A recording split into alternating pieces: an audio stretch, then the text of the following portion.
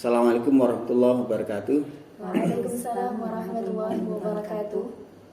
Alhamdulillah teman-teman semuanya, hari ini kita akan memulai kuliah ilmu lughah atau linguistik, yaitu ilmu tentang bahasa. Hari ini topik kita adalah mengenal bahasa. Apa itu bahasa dan seterusnya. Baik, mungkin ada yang memulai untuk pertanyaannya. Mungkin jenengan sakit menjelaskan terlebih dahulu definisi dari bahasa itu sendiri. Baik, definisi bahasa itu para ahli mempunyai beragam definisi. Tapi saya senang definisi yang singkat padat itu yang diberikan oleh Ibnu Jini, salah satu tokoh linguistik aliran Baghdad. Beliau mendefinisikan bahasa sebagai aswatun yu'abiru biha kullu qaumin an aqradihim, yaitu sistem bunyi yang digunakan oleh setiap komunitas untuk menyampaikan tujuan mereka. Jadi tujuan di sini umum, apakah menyampaikan keinginan, menyampaikan pikiran, berekspresi dan seterusnya. Yang penting dia adalah wujudnya bunyi, tujuannya untuk menyampaikan ekspresi atau menyampaikan keinginan, pikiran, perasaan dan seterusnya. Kalau ada definisi dari Boris Kraft, tokoh linguistik kita bahasa Indonesia, dia mengatakan bahasa adalah alat untuk berkomunikasi satu sama lain dan berupa simbol bunyi yang berasalkan dari alat ucap yang dimiliki manusia. Jadi intinya itu tadi, bunyi digunakan untuk berkomunikasi. Ustaz, lalu dari definisi yang sudah antum jelaskan, apa saja karakteristik dari bahasa itu sendiri, Ustaz? Ya, karakteristik bahasa. Karena bahasa itu adalah bunyi, maka karakteristik pertama adalah lisani atau oral, diucapkan. Setiap bahasa adalah bunyi yang diucapkan. Kemudian yang kedua sistematis dan komplit. Bahasa apapun punya sistem. Ada sistem bunyi, bagaimana bunyi konsonan digabung dengan vokal sehingga menjadi satu rangkaian bunyi menjadi kata. Ada sistem morfologinya, bagaimana kata dibentuk dari kata kerja menjadi kata benda, kata sifat dan seterusnya. Ada sistem sintaksis, yaitu bagaimana antar kata dihubungkan menjadi frasa, menjadi kalimat dan seterusnya. Yang ketiga, bahasa itu sifatnya arbitrer. Apa arbitrer? Arbitrer itu adalah antara lambang yang berupa bunyi dengan sesuatu yang dilambangkan, itu tidak ada hubungan logis, tidak ada hubungan wajib. Artinya semena-mena saja. Mungkin bingung kan ya? Jadi gampangnya gini, arbitrer itu. Orang Indonesia mengatakan yang saya duduk ini kursi. Orang Inggris chair. Orang Arab kursiun.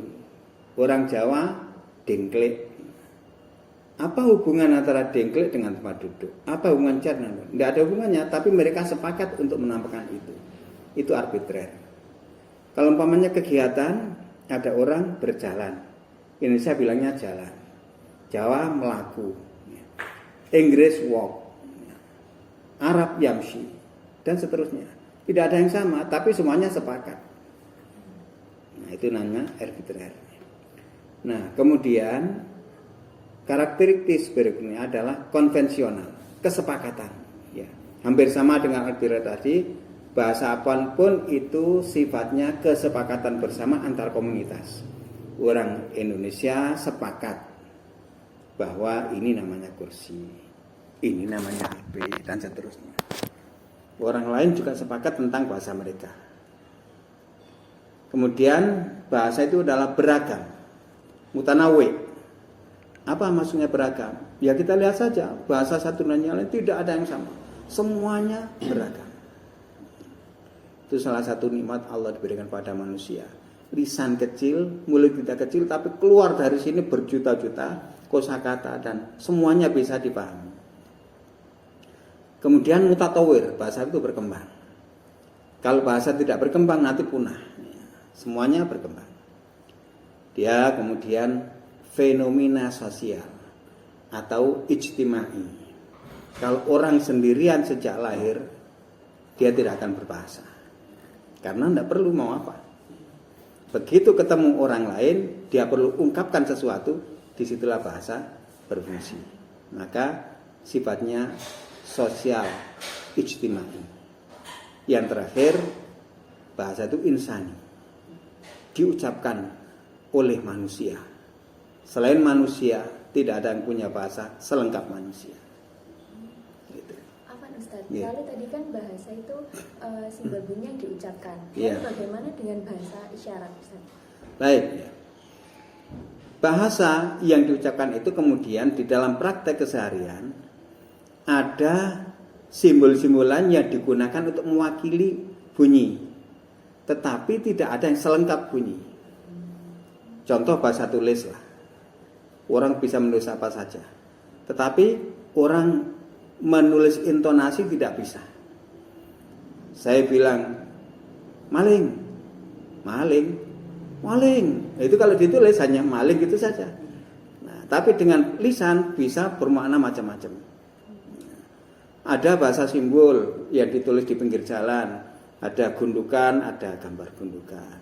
Tidak boleh berhenti, ada tulisan. Tapi itu hanya terbatas, tidak bisa seperti bahasa lisan.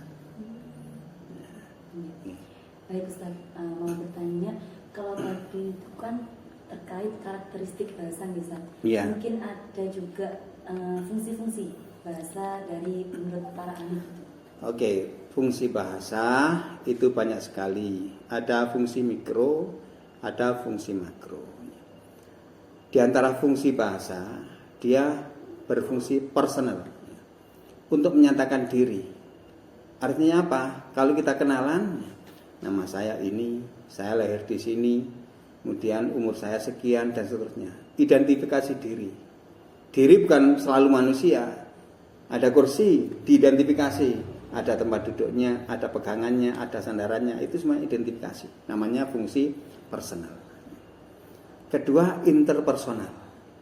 Inter artinya antar. Jadi bahasa itu fungsinya untuk menjalin komunikasi antar orang. Yang ketiga, fungsinya direktif. Nanti ketika kalian belajar pragmatik pada pertemuan-pertemuan depan, direktif itu fungsi untuk mengatur orang. Dengan bahasa kita bisa memerintah orang. Bisa bertanya, akhirnya orang harus menjawab. Bisa mencegah, akhirnya orang tidak berani melakukan. Itu semuanya fungsi direktif. Ada fungsi referensial. Referen artinya mengacu. Untuk mengacu pada suatu hal, kita pakai bahasa. Itu apa? Sepeda.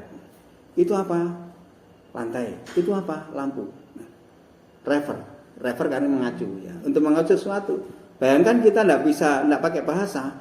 Kita ada di lantai 1 ingin bilang pada sesuatu yang ada di lantai 2. Apa yang kita katakan? Kalau tidak ada bahasa, sulit. Nah, ada juga fungsi imajinatif.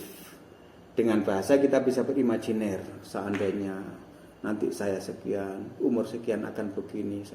Ya, itu bisa diungkapkan dengan bahasa. Nah, itu namanya fungsi umum bahasa. Lah, Geoffrey Fink, salah satu tokoh linguistik, memberikan fungsi itu, fungsi mikro dan makro. Fungsi mikro bahasa antara lain adalah psychological function, fungsi psikologi. Jadi bahasa berkaitan erat dengan psikologi, dengan kejiwaan seseorang. Kalau orang jiwanya terganggu, maka bahasanya pun juga terganggu. Ada recording function, fungsi merekam. Yaitu kalau tanpa bahasa kita tidak bisa merekam apa saja. Tapi karena ada bahasa yang terjadi sekarang kita rekam, besok kita omongkan pada orang lain. Minggu depan kita ucapkan lagi, masih bisa. Karena direkam dengan bahasa. Kalau tidak ada bahasa, setelah ada kejadian, besok mau bilang pada orang lain, apa yang kita katakan? Tidak bisa. Nah, terus identifying function untuk mengidentifikasi ya tadi itu sama referensi tadi hampir seperti itu.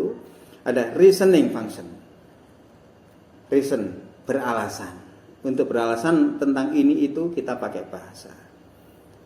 Ada communicating function, komunikatif, dan ada pleasure function. Pleasure artinya fungsi untuk senang-senang, berpuisi, bersenandung, bernyanyi, itu salah satu fungsi bahasa yang mikro. Nah, yang makro belum kan? Yang makro itu antara lain fungsinya lebih luas. Ideational function, fungsi ide. Saya punya ide, saya tulis dengan bahasa, bisa menjadi buku, jadi berbuku-buku. Karena ada bahasa. Kalau tidak bahasa, ide kita tidak bisa kita bayangkan. Terus interpersonal, poetic, sama textual function. Itu fungsi makro menurut Geoffrey Fink. Masih ada yang perlu ditanyakan lagi? Alhamdulillah, insya Allah sudah paham Ustaz. Jadi hari ini ada 3 hal yang sudah kita pelajari, yaitu definisi bahasa, karakteristik bahasa, dan fungsi bahasa. Semoga bermanfaat dan nanti bisa kita teruskan pada pertemuan lainnya. Demikian, Assalamualaikum warahmatullahi wabarakatuh. Waalaikumsalam warahmatullahi wabarakatuh.